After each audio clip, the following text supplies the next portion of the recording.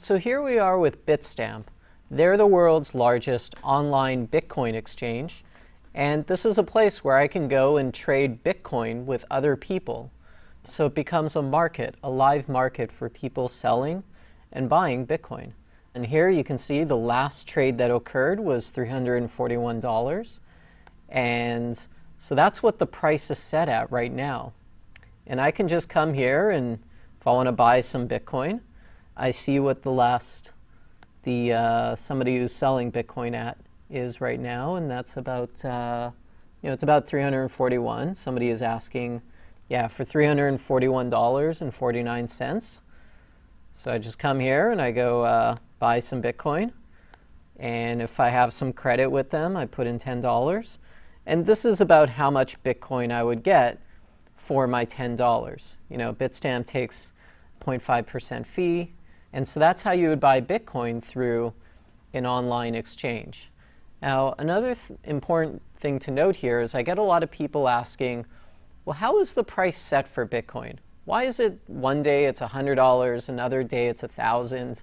Where does that price come from? And it comes from online exchanges just like Bitstamp. Bitstamp is the largest exchange, and it's really what the market decides. If people are buying and selling Bitcoin, they decide what the price should be. So generally speaking, it's supply and demand. As we mentioned before, the supply is a set schedule. Right now, there's about 13 million Bitcoin released in the world. And so demand is usually dictated by if good news comes out about Bitcoin, generally the price shoots up. If bad news comes out about Bitcoin, the price goes down a bit. And Bitstamp isn't the only online exchange for Bitcoin. There's about 100 of them. There's many of them around the world. There's one in Canada. There's a couple in the US. There's a whole bunch in China. There's a few in the Philippines. In pretty much every country, every section of the world, they have a Bitcoin exchange. And so that's how the price gets set. And that's one of the ways to get some Bitcoin.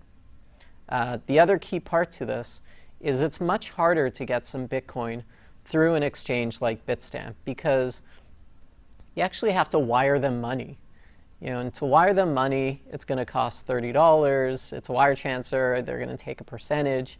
So it's fairly costly and time intensive. You're going to take a week to have your money go into Bitstamp.